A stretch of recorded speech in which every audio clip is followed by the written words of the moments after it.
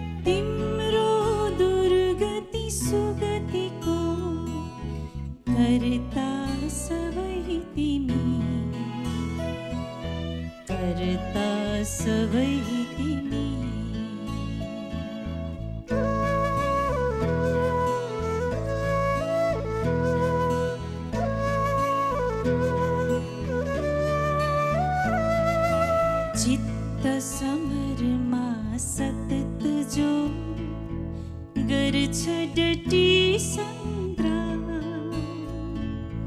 चित्त समरमा सतत जो गर्छ डटी सङ्ग्राम, यस्तो जाग्रत सन्तको हुन्न कहीँ विश्राम, हुन्न कहीँ विश्राम। झुटा माया मोहको जाल हटाएर,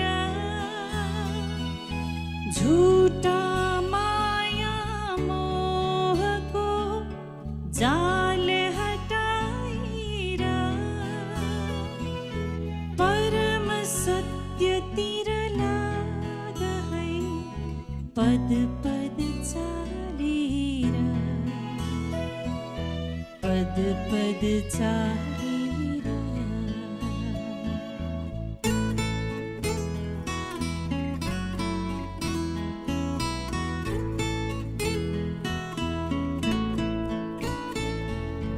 मनका ग्रन्थि फुकाउँदै मस्त मनाऊ ईद, मनका ग्रन्थि फुकाउँदै मस्त मनाऊ ईद। व्याकुल जन कोही नहुन्, कोही पनि भयभीत, कोही पनि भयभीत। आफ्नो कर्मैले त हो शुद्ध शुद्ध हुने, आफ्नो कर्मैले त हो शुद्ध शुद्ध हुने। देव ब्रह्मा या बुद्धले हैन अशुद्धि धुने, हैन अशुद्धि धुने।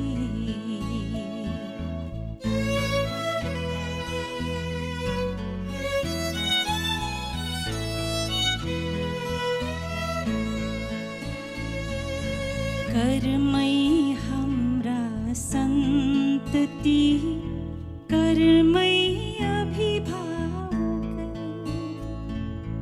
कर्मै हाम्रा सन्तति, कर्मै अभिभावक। कर्म रूप हो कर्म नै हाम्रो परिचायक, हाम्रो परिचायक। असल काम कहिले पनि नभनौँ भोलि भरे, असल काम कहिले पनि नभनौँ भोलि भरे। अवसर फेरि नआउन पनि के बेर अरे, पनि के बेर अरे।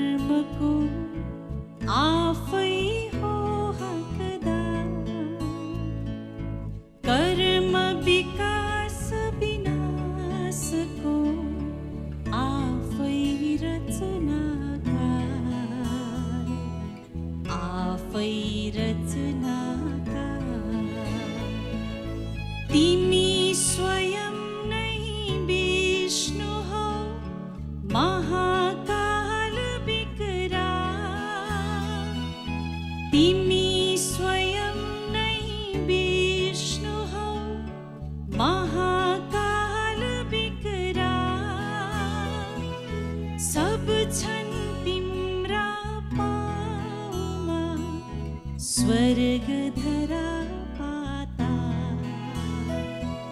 स्वर्ग धरा पाता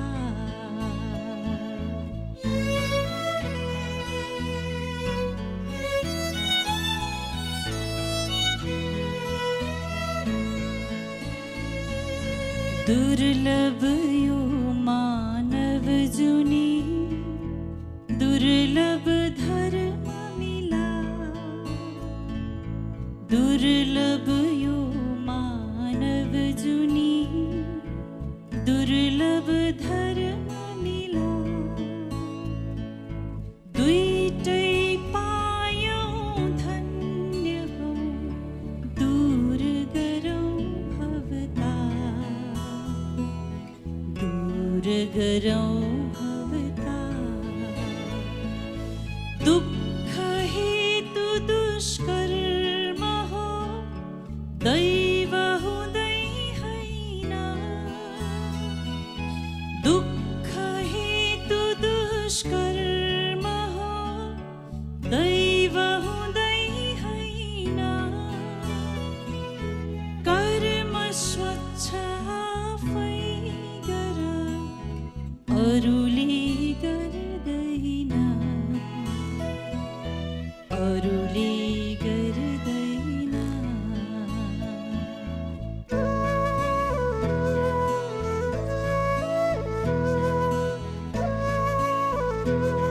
नमस्कार, किताब जात्रा मिस्टिक नेपाल 2078 को आजको यो सेसनमा यहाँहरू सम्पूर्णलाई हार्दिक स्वागत अनि अभिवादन व्यक्त गर्न चाहन्छु। हरेक दिन समाजमा देखिएका विभिन्न मुद्दामा हामी विचार विमर्श गरिरहेका छौँ।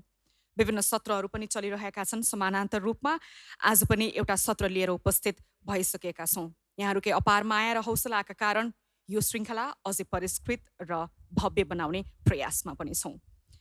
भनिन्छ भजन गाउने ओठ भन्दा कर्म गर्ने हातहरू बलिया हुन्छन्।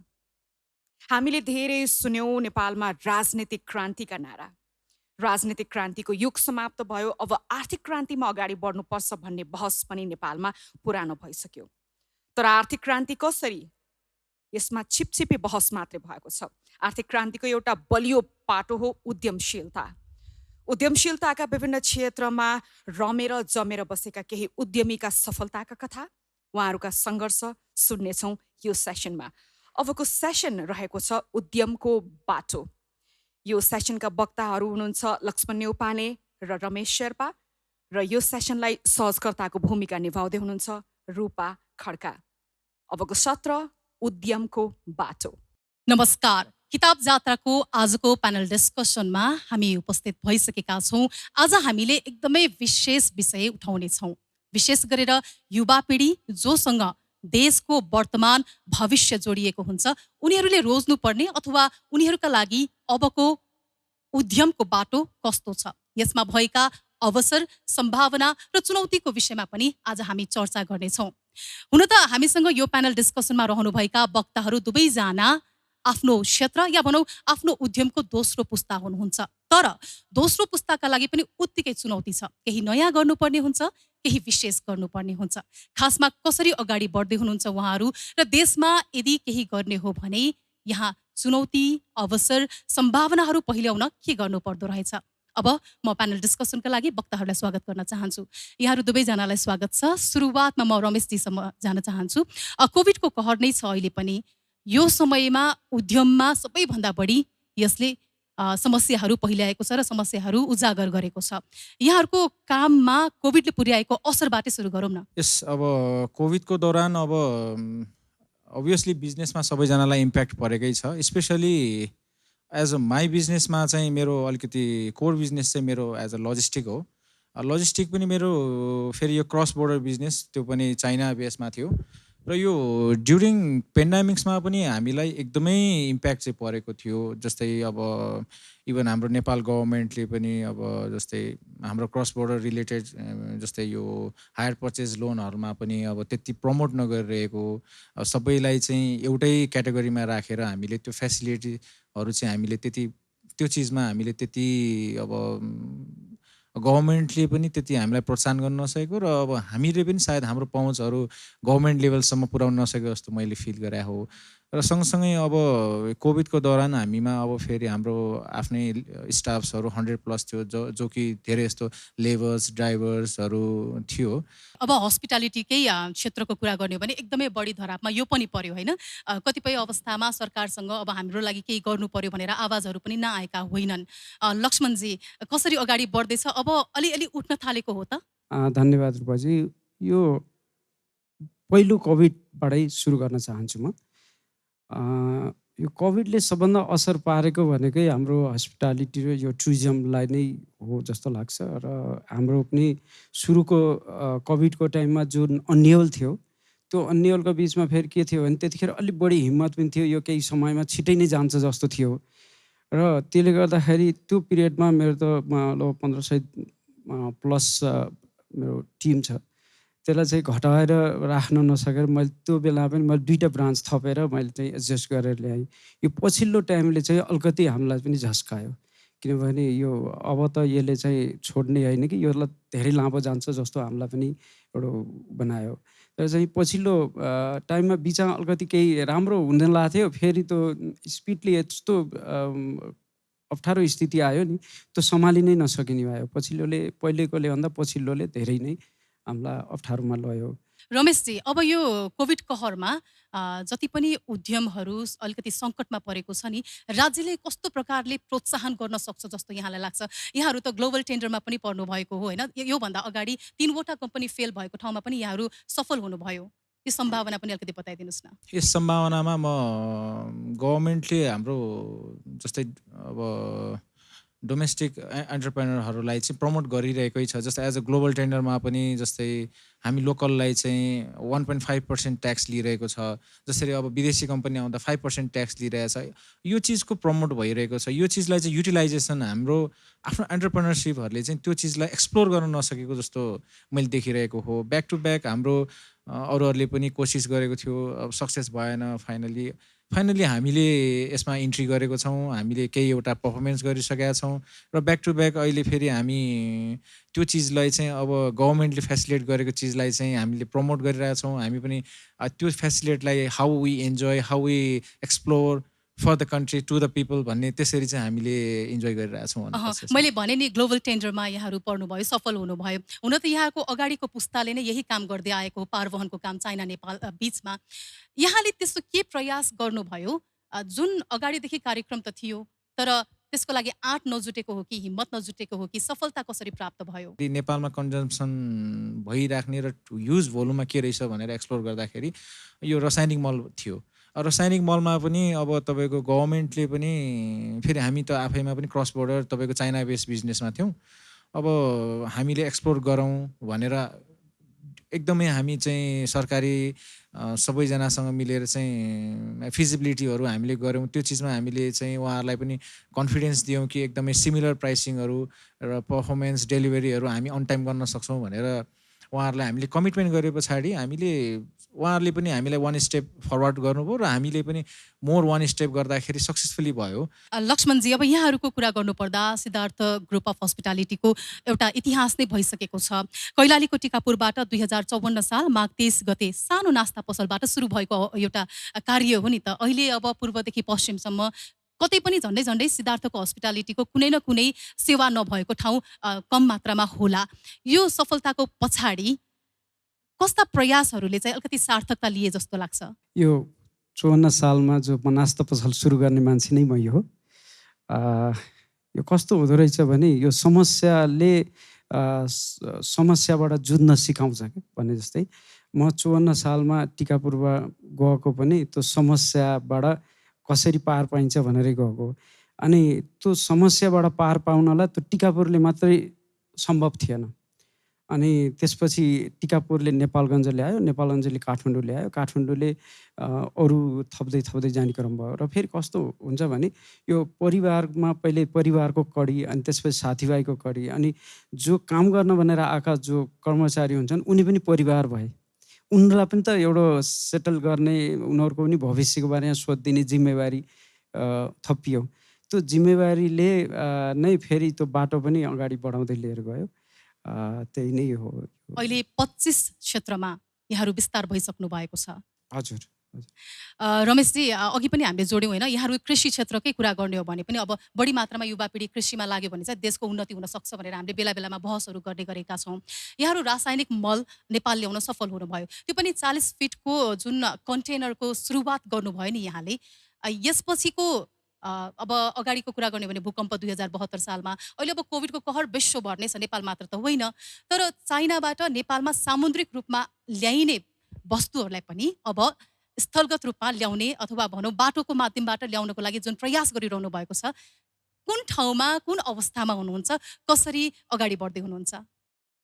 अब यो 40 फिटको चाहिँ हामीले अनप्लानिङ र हाम्रो मिसन भिजन चाहिँ थियो, तर यो चिजलाई इम्प्लिमेन्ट गर्न सकिरहेको थिएन र हामीले यो ड्युरिङ पेन्डेमिक्समै यो चिजको अवसर चाहिँ हामीले पायौँ। अब हाम्रो एज अ नेपालको साइडमा भन्ने हो भने ट्रेडिसनल चिजहरू धेरैवटा थियो, म पनि ट्रेडिसनल चिजबाटै इन्ट्री भएको थिएँ। मलाई इनोभेसन्स यो 40 फिटमा गर्नु नै थियो। त्यो चिज इम्प्लिमेन्ट हुनलाई यो सबै चिजहरू मेन्टली चेन्जेस गर्नलाई मलाई एकदम प्रब्लम थियो। अब एज अ नम्बर्स अफ ड्राइभर्सको पनि मेन्टालिटी, तपाईँको ब्युरोक्राट्सको मेन्टालिटी, एक्जिस्टिङ एसोसिएट्स मेम्बर्सहरूको मेन्टालिटी र जसरी क्रस बोर्डर बिजनेसमा चाहिँ हाम्रो चाइनिज गभर्मेन्टले प्रोटोकल लगाइदियो। उहाँहरूले चाहिँ बन्द नै गराइदिनु भयो एक्चुअली बोर्डर, किनभने अल्टरनेटिभ अप्सनहरू चाहियो। अब यो कोभिडलाई कसरी चाहिँ चाइनामा चाहिँ सेफ्टी प्रिकसन्सहरू कसरी लिने भन्ने कुराहरू भइराख्दाखेरि हामी चाहिँ अनप्लानमै थियौँ 40 फिटको। र त्यो चिजहरू हामीले उहाँहरूलाई सेयर गर्दाखेरि उहाँहरूलाई चाहिँ त्यो चिजको चाहिँ तुरुन्तै एडप्ट भयो। र यो 40 फिट भनेको त उनीहरूको लागि त कुनै नयाँ प्र्याक्टिस होइन, हाम्रो नेपालको लागि नयाँ प्र्याक्टिस थियो। त्यो प्र्याक्टिस हामीले एकचोटि इम्प्लिमेन्ट गर्दाखेरि चाइनामा युज टु भयो र नेपालमा पनि युज टु भएर अहिले चाहिँ सक्सेसफुली अपरेसन भइरहेको छ। र यो अपरेसन चाहिँ अहिले हामीले टिल टु तपाईँको नेपाल को ड्राइपोर्टसम्म मात्रै गरिरहेछौँ। र अब यो जुन हामीले यो 25,000 टनको टेन्डर पाएको छौँ, ग्लोबल टेन्डर, यसलाई चाहिँ हामीले यो 40 फिटको कन्टेनरमा चाहिँ यो तपाईँको तातो पानी नाका र रसुवा नाका भएर हामी चाहिँ वीरगञ्ज, भैरवा र बुटवल चाहिँ 40 फिटमा नै हामी चाहिँ त्यहाँ सक्सेसफुली गर्दैछौँ। यो चिजले चाहिँ अब हाम्रो नेपालको एज अ लजिस्टिकमा चाहिँ धेरै नै नयाँ चिज चाहिँ एउटा धेरै नै ठुलो एउटा फड्को मार्ने मैले विश्वास लिएको छु। हो, यहाँले भने जस्तै अब सामुद्रिक माध्यमबाट ल्याइँदाखेरि पनि झन्डै उत्ति नै पर्ने होइन, हामीले बाटोको मार्फत ल्याउँदाखेरि पनि उत्तिकै पर्ने, तर पनि अझै पनि यहाँहरूले त्यो किसिमको झकझक्याउन नसक्नु भएको हो कि पूर्ण रूपमा यहाँहरूबाट अथवा भनौँ नेपालका जति पनि कम्पनीहरू यो क्षेत्रमा क्रियाशील हुनुहुन्छ उहाँहरूले यो जिम्मा लिन नसक्ने नै हो र? होइन, यसमा समुद्रीबाट आउनेमा अलिकति हाम्रा व्यापारीहरूले अलिकति विश्वास धेरै गर्छन्। झन्डै 60-70 दिनै लाग्छ नि। होइन, त्यताबाट 90 दिनै लाग्छ। अब त्यो धेरै छ 60।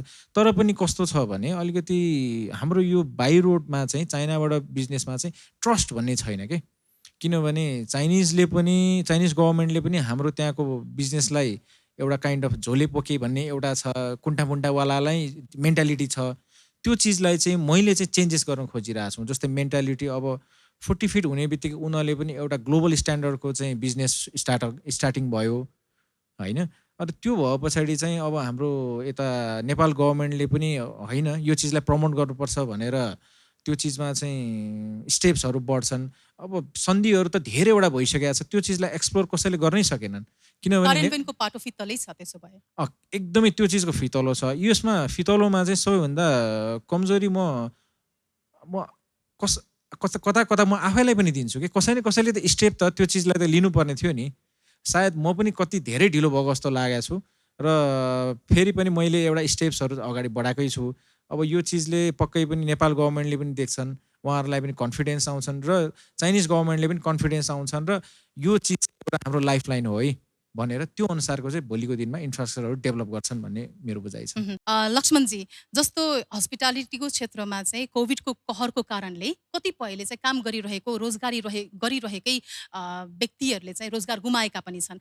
यहाँहरूको उद्यममा अन्तर्गत कार्य गरिरहेकाहरू कसैको जागिर खोसियो कि खोसिएन, सत्य बताइदिनुहोस्। खोसिएन, सबैजना हुनुहुन्छ? सबै हुनुहुन्छ। हामीले के थियो भने यो बिचको उसमा चाहिँ केही जो आफ्नो खुसीले घर बस्न चाहनेलाई चाहिँ हामीले घर पठाइयो र जो वार्षिक बिदाहरू लगायतले त्यसलाई म्यानेज गरेर हामीले चाहिँ कसैलाई पनि जागिरबाट बिदा चाहिँ गरेनौँ। यहाँहरूले काम गरिरहँदाखेरि कोभिडकै कारण जति पनि अन्य हेर्ने हो भने हस्पिटालिटीको क्षेत्रमा धेरै होटलहरू बन्द पनि भएका छन्। अब कसरी चाहिँ अगाडि बढ्ने अनि जति पनि रोजगारी सृजना गर्नको लागि मात्र नभएर यहाँहरूले त हस्पिटालिटीको बारेमा शिक्षा पनि दिँदै आउनुभएको छ नि त।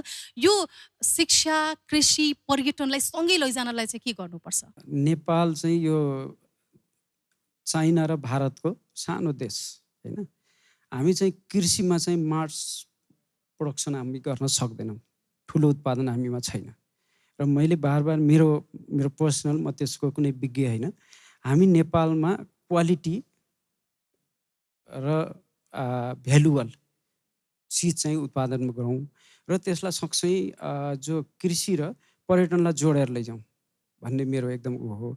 र हामी त्यही हिसाबले नै रहेका छौँ। हामीले अहिले गुल्मीमा कफी फार्मिङ गरिरहेछौँ र हामी पेस्टिसाइड नहालेर हामीले त्यहाँ जति पनि उत्पादन हुन्छ हामी त्यसैमा ट्राई बेसमा छौँ। अहिले हामी पहिले त सिक्नै पर्यो, त्यसैले छ। कमसेकम जो नेपाल घुम्न आउनेलाई नेपाल गइसकेपछि मैले राम्रो चिज खान्छु, त्यहाँ गइसकेपछि म झन् तन्दुरुस्त हुन्छु भन्ने हामीले नारा बनाउनु पर्यो। किनभने हाम्रो सानो देश छ र विभिन्न किसिमको वातावरण भएको देश पनि छ। किनभने हामीले धेरै चिजहरू यहाँ उत्पादन गर्न सक्छौँ तर चाहिँ भ्यालुअल गर्न सक्छौँ। त्यो हिसाबले नै हाम्रो फोकस पनि छ। र अहिले त्यही हिसाबले जस्तो जो पहाडहरू खाली भए, किनभने अब त सबै सहर केन्द्रित भयो नि, अब पहाडमा चाहिँ जुन ठाउँमा जे हुन्छ त्यो सुन्तला हुने ठाउँमा सुन्तला, कफी हुने ठाउँमा कफी, या स्याउ हुने ठाउँमा स्याउ, र सँगसँगै होमस्टेलाई प्रमोट गर्ने भने नेपालको टुरिज्म पनि बढ्छ र नेपालको इन्कम पनि बढ्छ र रोजगारी पनि सृजना हुन्छ भन्ने हामी त्यो बाटोमा लागेका छौँ। नेपालमै सङ्घर्ष गर्ने, नेपालमै आफ्नो भविष्य खोज्ने युवाहरू जुन अबको पुस्ताहरू हुनुहुन्छ नि, त्यसबाट चाहिँ उहाँहरूबाट हामीले लिनुपर्ने के छ अनि उहाँहरूलाई दिन सक्ने यहाँहरू जस्ता जो स्थापित उद्यमीहरू हुनुहुन्छ, यहाँहरूले कसरी चाहिँ अझ उहाँहरूलाई अगाडि बढाउनको लागि कोसिस गर्न सक्नुहुन्छ? रमेशजी, नयाँ पुस्तालाई चाहिँ म के भन्न चाहन्छु भने जसरी अब अलिकति पेसेन्स भन्ने हामीमा हुनुपर्छ।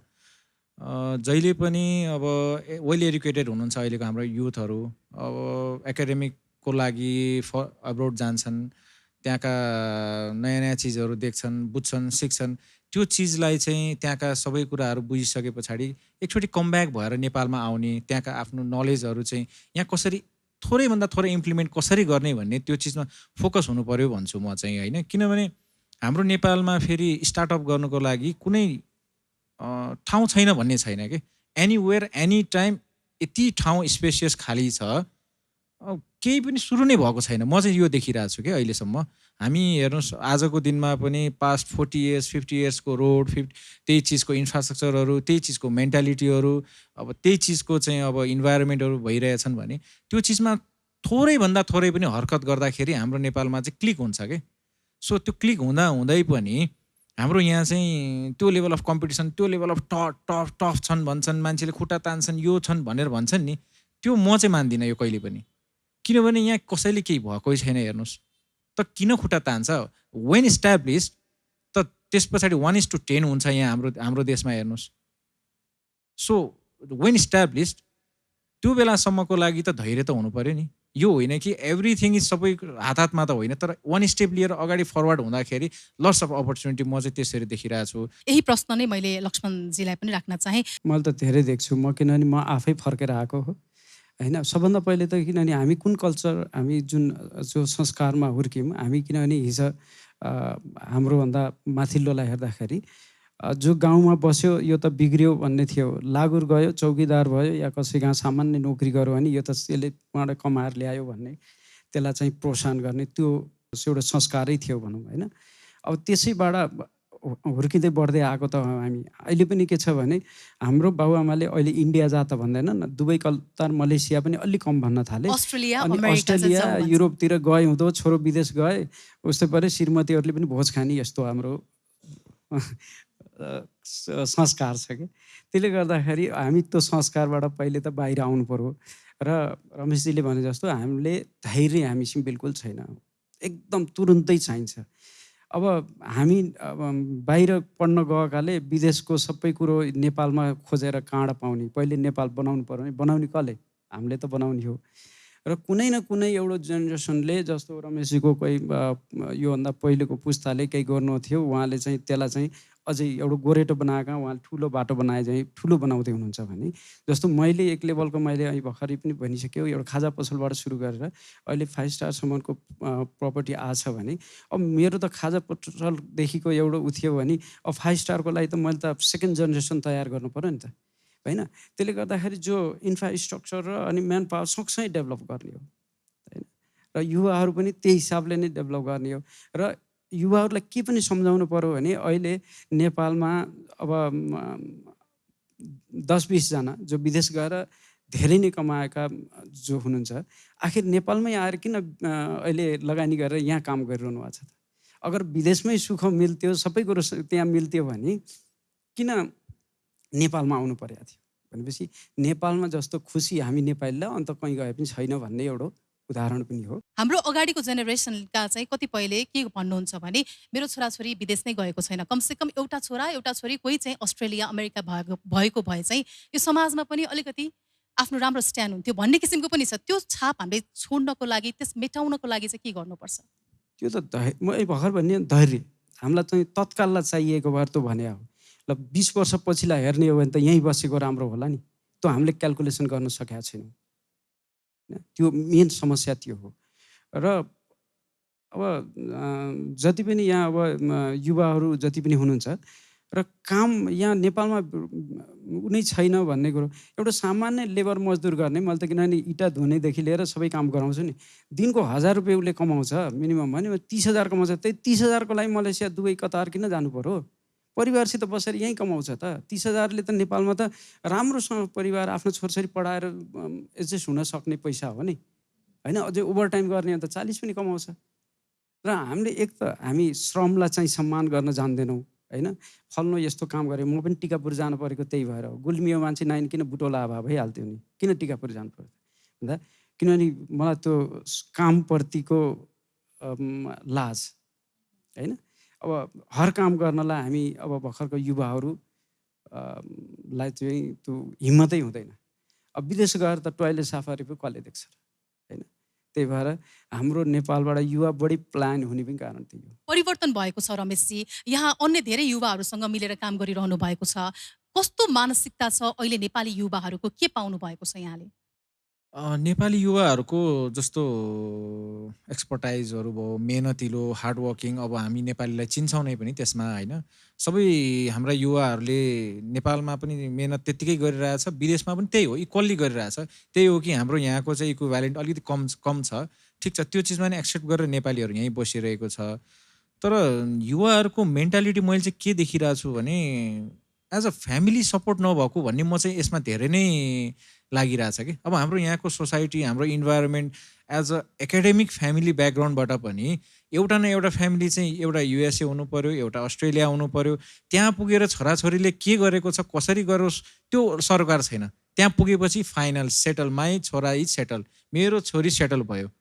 त्यसरी चाहिँ एउटा एकदमै धकेलेर एउटा एकदमै पुस गरेर चाहिँ हाम्रो आफ्नै यहाँको फ्यामिलीहरूले पनि पुसअप गरेको छ। र उता पनि जति दुःख गरिरहेको छ, सबैजना नेपालमा विदेशमा चाहिँ नेपालीहरू सक्सेस छैन कि, किनभने त्यहाँ पनि एउटा टफ च्यालेन्जेस छ। हेर्नुहोस्, त्यहाँ पनि एकाडेमिक लेभल हाई छ। सो हाम्रो यहाँबाट जति पनि युएसए, अमेरिका, एभ्रिवेयर, जापान जता जान्छन्, एज अ त्यहाँको त लेबर क्लास नै काम गरिरहेको हो नि। त्यो लेबर क्लासको चाहिँ तपाईँको त्यही लेभलको डेडिकेसन, त्यही लेभलको अब जसरी उनीहरूको टाइमिङ, खाना, सुत्ने, उठ्ने, त्यो अनप्लान उनीहरूको त्यो स्किल त्यहाँ डेभलप भइसकेको हुन्छ नि। त्यो चिजलाई ब्याक टु भएर यहाँ पनि गर्न चाहन्छन्, गर्छन् पनि। तर के हो, त्यो पेसेन्स तपाईँको युवामा होइन कि फ्यामिली ब्याकग्राउन्डमा पेसेन्स छैन कि। म चाहिँ त्यो देखिरहेको छु कि फ्यामिली तपाईँको यति धेरै एकाडेमिक ब्याकग्राउन्डका मान्छे छन् कि जो चाहिँ अमेरिका र अस्ट्रेलिया पुगेको हो, उनीहरूलाई के लाग्छ कि यहाँ उनीहरूले जति पनि यहाँका दुःख उनीहरूको जस्तै करियरमा पाएको हुन्छ नि, त्यो चिज उसको छोराले पनि त्यही पाउँछ भनेर चाहिँ जहिले पनि बााउन्ड्रीहरू, त्यो चिजहरू ग्याप जहिले पनि गरिरहेको देख्छु म चाहिँ। सो त्यही भएर पनि एउटा हाम्रा युवाहरूको लागि चाहिँ विदेशमा घचाडेर पठाएर त्यतै नै बाध्यता भएर चाहिँ त्यहीँ बस्नुपर्ने जस्तो कारण चाहिँ मैले देखिरहेको छु। एउटा यो ठुलो पीडा हो यो चाहिँ। हो, अवश्य पनि। अब धेरै स्थापित उद्योगीहरूको चाहिँ दोस्रो पुस्ता अहिले एकदमै एक्टिभली लागि त रहनु भएको छ। यस्तो हुन्छ कि हुँदैन जुन काम आफ्नो बुबा बाजेले गरिरहनु भएको छ त्यो काममा नयाँपन ल्याउँछु भन्दाखेरि पनि अप्ठ्यारा हुन्छ कि हुँदैन यहाँहरू आफैलाई पनि?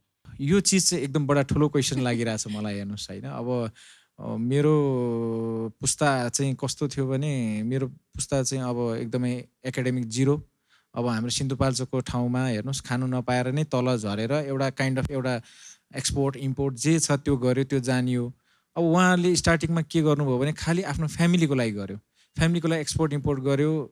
आफ्नो फ्यामिली भइसके पछाडि एज अ एउटा जति छ उहाँहरूको करियरमा उहाँले सेटल डाउन गर्नुभयो। त्यही चिजमा मैले चाहिँ प्लस गरेर जानु पर्दाखेरि म जहिले पनि आफ्नो कम्पिटेटर म अरूलाई खोज्दिनँ। म मेरो आफ्नो पुरानो पुस्तालाई नै म हेर्छु। जबकि उहाँहरू नपढेर त यो लेभलको हामीलाई एउटा एकाडेमिक दियो, एउटा आफ्नो उहाँले जानी नजानी मलाई त्यो एज अ बिजनेसमा ट्रेन भइरहेको रहेछ क्या। त्यसमा चाहिँ यो होइन कि उहाँले सिकाएको होइन, त्यो जान जाने सिकाएको होइन कि त्यो मलाई आफै अटोमेटिकली त्यो चिजहरू उहाँहरूले चाहिँ सिम्पली के हो उहाँहरूले यस्तो दुःख नपाओस्, उहाँहरूले जस्तो चाहिँ एकाडेमिक पाओस्, खानापिना राम्रो पाओस्, फेसिलिटीहरू पाओस् भनेर त्यो देखाउँदा चाहिँ मलाई एउटा काइन्ड अफ एउटा ट्रेन्ड भइरहेको रहेछ कि त्यो चिजमा अब मलाई चाहिँ बिजनेसमा प्रेरित भइरहेको रहेछ। सो जहिले पनि मलाई च्यालेन्जेसहरू चाहिँ मेरो आफ्नो पुस्तामै मलाई त्यही नै देखिरहेछ र अब सायद कमिङ मेरो आफ्नो पुस्तामा पनि म त्यही नै खोज्छु पनि। जहिले पनि मैले यो गरिरहेको छु, मेरो पुस्तालाई यो दिइरहेको छु, यो लेभल अफ कन्ट्रिब्युसन्सहरू मैले आफ्नो बिजनेसमा, आफ्नो मेम्बर्समा, मेरो आफ्नो कन्ट्रीमा मैले गरिरहेको छु भने मेरो नयाँ आउने पुस्ताले केही न केही एक्स्ट्रा गर्नै पर्छ, अदरवाइज त्यो चिजको चाहिँ वर्थ जिरो हुन्छ। अब सिद्धार्थ ग्रुप होस् वा सिल्क ग्रुप होइन, यहाँहरू त स्थापित भइसक्नुभयो, एउटा ब्रान्ड बनिसकेको छ। अब यो ब्रान्ड बनिसकेको उद्यमहरूले चाहिँ जुन नयाँ सुरु हुन लागेको उद्यमीहरू हुन्छन् अथवा उद्यम हुन्छ उहाँहरूलाई चाहिँ हातेमालो गरेर अगाडि चाहिँ कसरी बढाउन सक्नुहुन्छ? त्यो खाले कार्यक्रम हुन्छ कि हुँदैन, कार्ययोजना हुन्छ कि हुँदैन रमेशजी? त्यो चिजमा मैले चाहिँ धेरै नै प्रमोट गरिरहेको छु। अब जस्तै हामीले कसरी हुन्छ, जस्तै नम्बर्स अफ मान्छे चाहिँ हाम्रो ग्रुप अफ कम्पनीमा एसोसिएट बनाउने भन्ने हाम्रो प्लानिङ छ। जस्तै हामीले अहिले एट रिसेन्ट एउटा चितवन टाइगर्स भन्ने कम्पनी पनि लिएको छौँ, एउटा क्लब लिएको छौँ। त्यो चिजमा पनि अब हामीले कसरी चाहिँ हाम्रो अब एज अ हामी कर्पोरेट बिजनेस हाउसेसले पनि how we contribute to the अब युथलाई होइन, यो चाहिँ खेलकुदलाई पनि कसरी हामीले प्रमोट गर्न सक्छौँ, हामी त्यो चिजमा पनि एक्सप्लोर गरिरहेछौँ। सँगसँगै अब यसमा हामी अहिले अब नयाँ चिजमा यो आइरहेछौँ कि हामी एक्सपोर्टमा चाहिँ अलिकति यो कृषिजन्य सामानमा चाहिँ हामीले कसरी चाहिँ एक्सपोर्ट गर्न सक्छौँ, हाई क्वालिटी जस्तै अर्ग्यानिक्स फुड्सहरू चाहिँ हामीले चाइनामा कसरी चाहिँ एक्सपोर्ट गर्न सक्छौँ भनेर हामीले त्यसमा धेरै नै एक्सप्लोर गरेका छौँ। र त्यसलाई नै एकदमै हाई टेक्नोलोजी चाहिँ र चाइनिज रिक्वायरमेन्टको जुन जस्तो खालको चाहिँ उनीहरूको रिक्वायरमेन्ट हुन्छ त्यो चिजको चाहिँ हामीले प्रोडक्सनदेखि लिएर प्याकेजिङदेखि लिएर क्वारेन्टाइनको प्रोटोकल्सहरूदेखि लिएर त्यसलाई सर्टिफाइड गरेर चाहिँ हामीले माथि लाने यो चाइना बजारमा चाहिँ एक्सप्लोर गर्ने प्लानिङ गरिरहेका छौँ। यो चिजले कस्तो भन्छन् भने अहिले जस्तै अब हाम्रो यहाँ अर्ग्यानिक्सको त एकदमै जिरो भइसक्यो। हेर्नुहोस् यो किन भन्दाखेरि भने हामीलाई यहाँ छिटो पैसा चाहिएको छ नि त। छिटो पैसा चाहिएको अर्थमा के भइदियो भनेको तपाईँको जति त्यो पाक्नु पाएको छैन मल धेरै हालेर छिटोभन्दा छिटो चाहिँ उब्जाउने, छिटो बजारमा लगाएर बेच्ने, अनि त्यस पछाडि चाहिँ तपाईँको धन आर्जन गर्ने भन्ने छ। हाम्रो पोलिसी चाहिँ कस्तो हो भने कम उत्पादन गर्नुहोस्, क्वालिटी उत्पादन गर्नुहोस्, हामी त्यसको मूल्य चाहिँ तपाईँले 3 गुणा गर्नुभएको छ भने हामी 1 गुणामा हामी पेमेन्ट दिँदैछौँ। ठुलो ब्रान्ड भ्यालुमा चाहिँ हामीले चाहिँ बेच्न सक्छौँ र यो चिजले हामी धेरै कन्ट्रिब्युट गर्न सक्छौँ भनेर चाहिँ यो चिजलाई हामी एकदम अगाडि लिइरहेछौँ अहिले चाहिँ। लक्ष्मणजी अब अर्ग्यानिक खाना होइन यसको कुरा गर्दाखेरि, उत्पादनको कुरा गर्नु पर्दाखेरि हस्पिटालिटीको क्षेत्र, होटल, रेस्टुरेन्ट, क्याफे यहाँहरू जुन सञ्चालन गर्नुहुन्छ यस्तो विषयलाई कतिको ध्यान दिनुहुन्छ? सुरुमै मैले भनिसकेको यो देश चाहिँ पुरा अर्ग्यानिक देश हुन सक्नु पर्यो।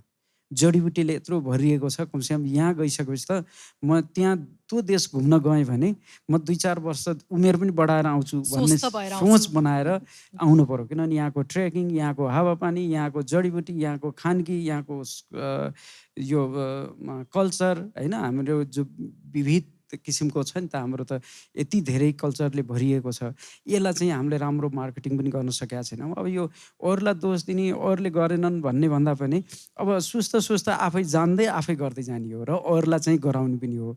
हामी त्यही बाटोमा लाग्छौँ अब किनभने अब सबै भइ पनि सकेका छैन।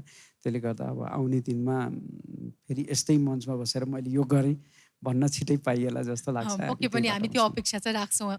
रमेशजी, अब यहाँहरू आयातकर्ता हुनुहुन्छ, निर्यातकर्ता हुनुहुन्छ, के हामीले भविष्यमा यदि कृषि क्षेत्रमा अर्ग्यानिकलाई नै बढी प्रायोरिटी दिएर जति पनि युवाहरू लाग्नु भएको छ, जति पनि कृषकहरू हुनुहुन्छ, उहाँहरूलाई सरकारको तर्फबाट नै प्रोत्साहन भयो भने चाहिँ अर्ग्यानिक उत्पादनलाई निर्यात गर्न सक्ने सम्भावना छ कि छैन? यसमा सम्भावना धेरै नै छ। हेर्नुहोस्, अब यो गभर्मेन्टले प्रमोट चाहिँ अब अलिकति गर्नुपर्ने छ स्ट्राटेजिकली। जस्तै हामी यहाँको जति पनि यो जस्तै अब जसले प्रोडक्सन गर्छ, रिप्याकेजिङ गर्छ, त्यो चिजमा नेपाल गभर्मेन्टले क्वालिटी मेन्टेन गर्ने, नेपाल गभर्मेन्ट आफैले किन्ने र नेपाल गभर्मेन्ट आफैले G2Gबाट बेच्यो भने चाहिँ त्यो भयो भने मोर सेक्योर भयो नि। अब हाम्रो यहाँ हेर्नुहोस्, कृषकलाई यो प्रब्लम छ कि आफैले उत्पादन गर्नु परेको छ र बजार पनि आफैलाई थाहा हुनु परेको छ। हेर्नुहोस्, त्यो चिज त सबैमा पर्फेक्सन छैन नि त। एज अ एक्सपोर्ट गर्ने हो भने चाहिँ यो G2Gबाट गयो भने चाहिँ हाम्रो नेपालमा चाहिँ जति पनि विदेशिया छ युवाहरू सबैजना फिर्ता भएर चाहिँ आफै आत्मनिर्भर हुन्छ भन्ने चाहिँ धेरै नै ठुलो सम्भावना देखिरहेको छु म। यहाँहरूले अहिलेसम्म अब यही विषय कृषक र त्यसपछि सरकारको बीचमा रहेर चाहिँ समन्वयात्मक भूमिका खेल्न सकियो भने भोलि हामीले अर्ग्यानिक उत्पादनहरू विदेश पनि निर्यात गर्न सक्छौँ भन्ने जब यहाँहरूको सोच छ, कार्यहरू छ भने अहिलेसम्म चाहिँ त्यसलाई झकझक्याउन नसकिएको हो कि कहाँनिर हामी चुकिरहेका हौँ त? अब यो झकझकाउँदाखेरि हेर्नुहोस्, अब कसैलाई कसैको यहाँ फुर्सद पनि छैन। हेर्नुहोस्, इभन म आफैलाई पनि कसैको अब यत्रो चिज बोकेर म पनि जान सक्दिनँ। आज यत्रो युवाको एउटा युनिटी बोकेर म जान सक्दिनँ। मैले मेरो पाटोबाट मैले गरिरहेको चाहिँ म यो भन्छु कि अबको कमिङ 1 वर्षभित्र म चाहिँ अब हाम्रो यो बालाजी औद्योगिक क्षेत्रमा चाहिँ नेपालको एकदमै सबैभन्दा ठुलो कोल्ड स्टोर चाहिँ म बनाउँदैछु र कोल्ड स्टोर सँगसँगै तपाईँको म त्यहाँ चाहिँ जति पनि हाम्रा अर्ग्यानिक्स खेतीहरू हुन्छ त्यसलाई सेन्टर कलेक्सन गरेर रिप्याकेजिङ गरेर चाहिँ म चाहिँ चाइना एक्सपोर्ट गर्दैछु। यसमा कोल्ड स्टोरमा चाहिँ हेर्नुहोस्, नेपालका हाम्रा जति पनि अर्ग्यानिक्सहरू हुन्छन् त्यो चिजलाई कलेक्सन गरेर क्वालिटी मेन्टेन गरेर चाहिँ मैले चाहिँ सुरुवात गरेको छु। हेर्नुहोस्, अब हाम्रो यहाँ नेपालको प्रब्लम भनेको नगरेसम्म नदेखाएसम्म कसैलाई कसैको केही मतलब छैन। हेर्नुहोस् लक्ष्मणजी, त्यसो भए त्यो सम्भाव्यता छ नि होइन? कृषकहरूले गुणस्तरीयतालाई ध्यान दिन सक्यो र थोरै अब अहिले हामी त सङ्घीयताको जुन अभ्यास गरिरहेका छौँ, स्थानीय स्तरबाट अलिकति सहायता हुन सक्यो भने सम्भव छ होइन? सबभन्दा सोचको कमी हो। सोच भयो भने हुन्छ। किनभने हामीहरू नेपालमा ठुलो जग्गा लिएर केही गरौँ भन्ने त छैन। सानसाना जग्गा भएको सबैका सिनसाना बारी, सबैजना खेत हुन्। त्यसमा के हुनु पर्यो भने सामूहिकमा जानु पर्यो। किनभने अर्ग्यानिक बनाउने भनेर त्यति सजिलो छैन। मैले त बनाएँ, मैले विष हालिनँ अरे, हालिनँ अरे, छिमेकीले हाल्यो भने त मेरो अर्ग्यानिक बन्न सक्दैन। त्यसले गर्दाखेरि कमसेकम गाउँै हुनु पर्यो होइन, एउटा वार्ड हुनु पर्यो या गाउँपालिका हुनु पर्यो, प्रदेश हुनु पर्यो, हुँदै देशै हुनु पर्यो। त्यसको त्यो सम्भव जति पनि छ, तर चाहिँ कहीँ न कहीँबाट सुरु हुनु पर्यो। अब युवा पिँढीले कृषि क्षेत्रमा पनि यदि केही नयाँ गर्न सकियो भने चाहिँ त्यसलाई हातेमालो चाहिँ यहाँहरू गर्नलाई ओपन हुनुहुन्छ होइन? त्यसो भए होइन, त्यसमा त हामी त एकदम ओपन छौँ। हामी यो सिकाउँदैछौँ कि जस्तै कृषकको त एक्सपर्टिज कृषक नै हो नि, हामी त होइन नि। मेरो एक्सपर्टिज चाहिँ मैले यो भन्दैछु कि म यहाँ कलेक्सन गरेर सर्टिफाइड गरेर प्योरली चाइनाको रिक्वायरमेन्ट जे छ त्यो चाहिँ म पठाउन सक्छु। त्यहाँको मूल्य पनि एकदमै ठुलो भ्यालुमा म बेच्न सक्छु भने त्यो प्राइस पाए पछाडि त यहाँको उद्यमहरूले जस्तै कृषकहरू जो पनि छ उनीहरूलाई त प्राइस पाएपछि त उनीहरू आफै प्रोत्साहन हुन्छ नि त। मैले गर्नु खोजेको चेन्जेस चाहिँ त्यति मात्रै हो। लक्ष्मणजी, यही प्रश्न नै मैले यहाँलाई गर्न चाहेँ। यहाँ त पढेर पनि हो र अलिअलि पढेर पनि हो होइन, अगाडि बढ्नुभएको सुरुवाती दिनको चर्चा म गर्दैछु। अब आउने युवाहरूलाई तपाईँ के भन्न चाहनुहुन्छ? पढ्दै जाने, समयले सिकाउने त फरक कुरा, तर आफूले जुन क्षेत्रमा लाग्न लाग्यो त्यो क्षेत्रको अध्ययन अनुसन्धान कतिको आवश्यक छ? के कुरामा चाहिँ मान्छेको के हुन्छ भने सबैका आफ्ना आफ्ना एउटा नेचर हुन्छ। मान्छे केमा बढी रमाउँछ होइन। मैले काम थाल्दा पनि 3टा अप्सन लिएर आएको थिएँ। म होटलमा लाएँ, यो लास्ट अप्सन थियो मेरो होटल, तर लास्ट छाँट्नु पर्यो। त्यो त अप्सन त बनाएर काम गर्ने हो। र किनभने मान्छे काम गर्दाखेरि मेरो कतिसम्म यो मैले तन्काउन सक्छु त्यो हेर्न पर्यो, दूरी पनि हेर्न पर्यो र सँगसँगै त्यसमा कतिसम्म डेपली लाग्न सक्छ, 24 घन्टा लाग्न सक्नु पनि पर्यो नि त्यसलाई। त्यो कुनै समय तोकेर उ गरेर त्यति त्यो 24 घन्टा लाग्नलाई त त्यो कामप्रति इन्जोय त्यत्तिकै हुन पर्यो, तब बल्ल 24 घन्टा दिन सक्छ होइन। त्यसले गर्दा मान्छेको त्यो रुचिलाई हेरेर नै उसले चाहिँ बाटो तय गर्नुपर्छ जुन पेसामा लागेको। किनभने त्यो रुचि मिलेन भने त्यो बोझ मात्रै हुन्छ, त्यसमा सफलता हुँदैन। हजुर, यो समय संवाद अनि उद्यमको बाटोमा लाग्नको लागि युवाहरूलाई तपाईँहरूले जति पनि आज अवसर, चुनौती र सम्भावनाको बारेमा पहिल्याइदिने कोसिस गर्नुभयो, यसको लागि यहाँहरू दुवैजनालाई धन्यवाद। यो किताब जात्रा महोत्सवको पुरा टिमलाई पनि धेरै धेरै धन्यवाद दिन चाहन्छु। कमसेकम हामीलाई यहाँ बोलाएर यो मञ्च दिएर हामीलाई पनि यसको एउटा सहभागी गराएकोमा र साथै तपाईँ लगायत सम्पूर्णलाई हस्, थ्याङ्क यू होल किताब जात्रा टिमलाई। आज मेरो 2 शब्द यहाँ सेयर गर्नु पाउँदा म पनि धेरै खुसी भएको छु एन्ड थ्याङ्क यू। उद्यमको बाटोमा आज हामीले सिल्क ग्रुप तथा सिल्क ट्रान्सपोर्टका चेयरम्यान रमेश शेर्पा र यसै गरी सिद्धार्थ ग्रुप अफ हस्पिटालिटीका चेयरम्यान लक्ष्मण नेउपानेसँग कुराकानी गऱ्यौँ। उहाँहरू स्थापित दोस्रो पुस्ताका उद्यमीहरू हुनुहुन्छ। उहाँहरूसँगको यो वार्तालाप, यो प्यानल डिस्कसन अवश्य पनि केही न केही हदसम्म उपलब्धिपूर्ण रह्यो भन्ने आशा र विश्वासका साथमा म रूपा खड्का पनि आज्ञा चाहन्छु। नमस्कार। धन्यवाद। निकै नै प्रेरणादायी र जुझारु सेसन रह्यो। उद्यमको बाटो, उद्यमशीलताका क्षेत्रमा आइपर्ने व्यवधान, समस्या, समाधान, अवसर, चुनौती लगायतका विषयमा विभिन्न ढङ्गले यो सेसनमा चिरफारो भयो। वक्ताहरू हुनुहुन्थ्यो लक्ष्मण नेउपाने र रमेश शेर्पा, सहजकर्ता हुनुहुन्थ्यो रूपा खड्का। नोबेल किताब जात्रा, मिस्टिक नेपाल। बलिया बन्नेछन् अतीतलाई वर्तमान र वर्तमानलाई आगतसँग जोड्ने पुलहरू। फक्रिनेछन् फूल बनेर कलिला कोपिलाहरू, त्यस्तै फेरि जाग्नेछन् केही बेर सुस्ताएका परिपक्व फूलहरू।